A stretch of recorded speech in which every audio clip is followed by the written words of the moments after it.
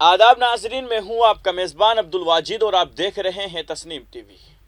नाजरीन, जयपुर अक़लियत कमीशन के चेयरमैन रफ़ीक खान ने सेक्रेटेरिएट में वाक़ महकूमा अक़लियत इदारों में गुज़िश्ता 4 दिनों में जो दूर है उनकी तरफ से जो किया गया है इसके बारे में तफसीली जानकारी दी है।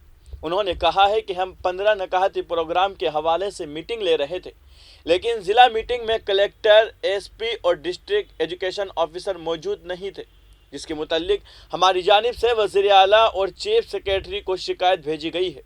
उन्होंने कहा है कि असदुद्दीन ओवैसी जिस तरह से अपने बयानात में जो ज़ुबान इस्तेमाल कर रहे हैं वो ज़ुबान इस्तेमाल करना नहीं चाहता।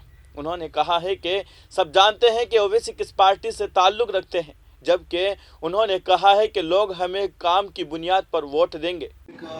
अधिकारी मुझे ये कहते हुए हर्ष है कि collector was very positive. Udaipur collector को एक एक फिगर मालूम था, एक एक चीज़ उन्होंने रिपीट की, लेकिन अधिकारियों की उदासीनता देखते हुए मुझे ये कहना पड़ा कि हम जब तक स्कीम के क्रियान्वयन को लेके, उनके प्रचार प्रसार को लेके हम उसको आगे नहीं आएंगे और लागू करने की कोशिश नहीं करेंगे तो स्कीम का फ़ायदा मिलेगा नहीं। और मुझे ये बताते हुए अफसोस हो रहा है कि चारों जिले के शिक्षा अधिकारियों द्वारा में चूरू, झुंझुनू, बीकानेर और उदयपुर चारों जिलों में मैंने माइनॉरिटी कमीशन की मीटिंग की और बहुत सी जगह लैप्सेस पाए गए जहां मुझे ऐसा लगा वाकई के सुधार की ज़रूरत है।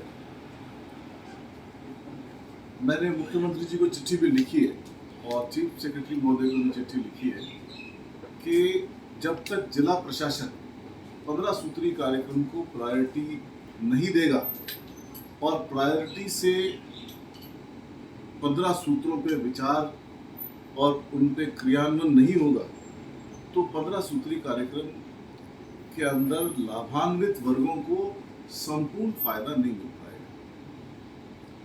बहुत सी जगह, बहुत से एरियाज में, जैसे मैं बात करूं बीकानेर की, तो बीकानेर के अंदर नरेगा वालों का बहुत अच्छा इम्प्लीमेंटेशन था। वहाँ एक अधिकारी थी, फीमेल IAS ऑफिसर थी, नाम में कुछ ध्यान नहीं, लेकिन उन्होंने उनकी वर्किंग बहुत अच्छी थी। तो किसी जगह अधिकारियों का प्रेजेंटेशन और अधिकारियों की वर्किंग बहुत अच्छी रही। कहीं मुझे ऐसा लगा कि अधिकारी 15 सूत्री कार्यक्रम को उनकी प्रायोरिटी नहीं समझते हैं, उसके इम्प्लीमेंटेशन को फॉर्मेलिटी मानते हैं। जो मीटिंग्स मैंने की और बार बार रिपीटेडली मैसेज भेजने के बावजूद जब एजेंडास मैंने देखे तो मेरे को लगा कि वाकई काम सुचारू रूप से नहीं हो रहा है। खास तौर से मैं बात करूं तो चूरू में मैं बहुत डिसअपॉइंट हुआ।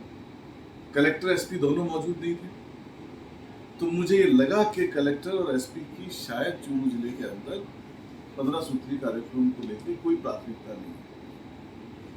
कुछ अधिकारियों को बात करने से, जैसे पॉलिटेक्निकल कॉलेज है या स्किल डेवलपमेंट वाला एरिया है या जो अल्पसंख्यक वर्ग के छात्रों को शिक्षा का मसला है, ऐसे महत्वपूर्ण मामलों में आज के समय में जब हम देश की राजनीति में युवाओं को बहुत उम्मीद है और अल्पसंख्यक समाज के युवा अपने आप को उपेक्षित महसूस कर रहे हैं, शिक्षा के क्षेत्र में पीछे महसूस कर रहे हैं, स्किल डेवलपमेंट में, रोजगार में, इनमें अपने आप को पीछे महसूस कर रहे हैं, ऐसे समय में हमें हमारा ये दायित्व बनता है कि हम प्रभावी ढंग से इन स्कीम्स का इम्प्लीमेंटेशन करें।